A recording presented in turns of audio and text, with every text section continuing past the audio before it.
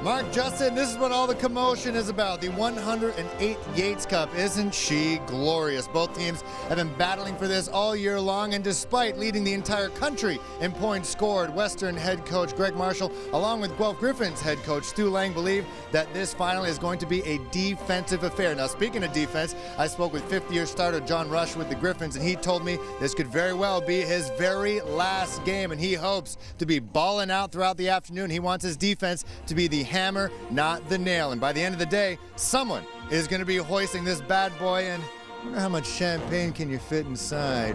It's enough to probably feed a whole team. Back to you guys.